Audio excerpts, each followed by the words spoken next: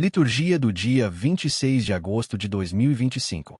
Primeira leitura, 1 TS, 2,18. Leitura da primeira carta de São Paulo aos Tessalonicenses. Bem sabeis, irmãos, que nossa vinda até vós não foi em vão. Apesar de maltratados e ultrajados em Filipos, como sabeis, encontramos em Deus a coragem de vos anunciar o Evangelho, em meio a grandes lutas. A nossa exortação não se baseia no erro, na ambiguidade ou no desejo de enganar. Ao contrário, uma vez que Deus nos achou dignos para que nos confiasse o Evangelho, falamos não para agradar aos homens, mas a Deus, que examina os nossos corações. Bem sabeis que nunca usamos palavras de adulação, nem procedemos movidos por disfarçada ganância. Deus é testemunha disso. E também não procuramos elogios humanos, nem da parte de vós, nem de outros, embora pudéssemos fazer valer a nossa autoridade de apóstolos de Cristo. Foi com muita ternura que nos apresentamos a vós, como uma mãe que acalenta os seus filhinhos. Tanto bem vos queríamos, que desejávamos dar-vos não somente o Evangelho de Deus, mas até a própria vida. A tal ponto chegou a nossa afeição por vós. Palavra do Senhor. Graças a Deus.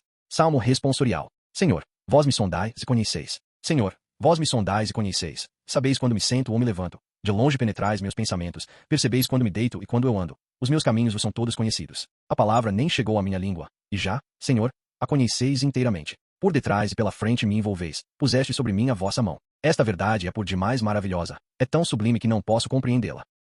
Evangelho. MT 23,23-26. Aleluia, aleluia, aleluia. A palavra do Senhor é viva e eficaz. Ela julga os pensamentos e as intenções do coração. Proclamação do Evangelho de Jesus Cristo, segundo Mateus. Glória a vós, Senhor. Naquele tempo, disse Jesus: Ai de vós, mestres da lei e fariseus hipócritas. Vós pagais o dízimo da hortelã, da erva doce e do cominho, e deixais de lado os ensinamentos mais importantes da lei, como a justiça, a misericórdia e a fidelidade. Vós deveríeis praticar isto, sem contudo deixar aquilo. Guias cegos, vós filtrais o mosquito, mas engolis o camelo. Ai de vós, mestres da lei e fariseus hipócritas. Vós limpais o copo e o prato por fora, mas, por dentro, estáis cheio de roubo e cobiça. Fariseu cego, limpa primeiro o copo por dentro, para que também por fora fique limpo.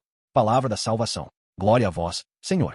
Santo do dia. São Zeferino, o papa que lutou contra as heresias. São Zeferino tornou-se papa e permaneceu à frente da igreja por cerca de 20 anos. Além disso, viu-se diante da heresia modalista, que tinha uma concepção errônea da relação entre o pai e o filho. Ele foi o primeiro dos papas que foram enterrados em Calisto, na Via Appia. Pontificado. Papa no ano 199, no período de terror de Septime Severo, Zeferino lutou contra o modalismo, a heresia que tinha uma concepção errada da relação entre o pai e o filho. Encarregou seu diácono Calisto para construir o cemitério da igreja de Roma, na Via Appia, onde foi sepultado o primeiro papa. Enfrentou um período difícil e tumultuado, com perseguições para os cristãos e de heresias entre eles próprios, que abalou a igreja mais do que os próprios martírios. As heresias residiam no desejo de alguns em elaborar só com dados filosóficos o nascimento, a vida e a morte de Jesus Cristo. A confusão era generalizada.